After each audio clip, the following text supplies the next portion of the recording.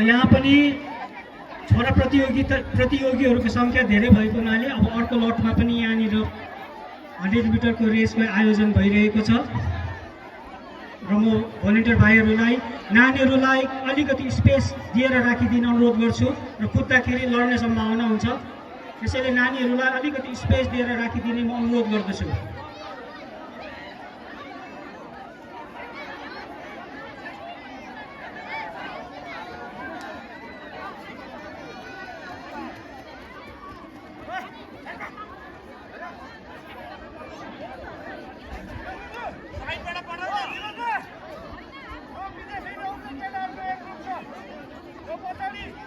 यो 100 metre race बोइजहरूको यो first lot हो। रेसको बादमा पनि अझै एउटा यहाँनिर विद्यार्थी पार्टिसिपेन्ट्सहरूको सङ्ख्या ज्यादा भएको हुनाले उहाँहरूको अर्को लट पनि यहाँनिर रेडी गराइएको छ।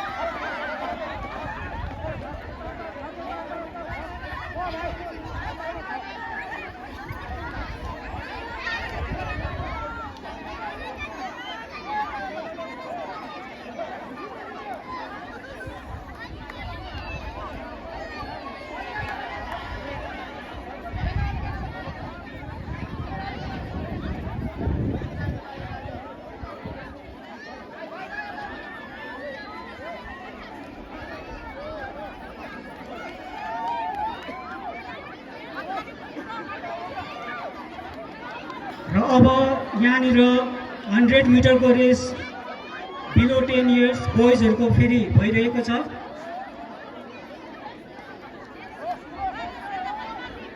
र यसमा हाम्रो स्थानीय गुम्बाका साना पुकुला लामाहरू पनि पार्टिसिपेट गरिरहेका छन्।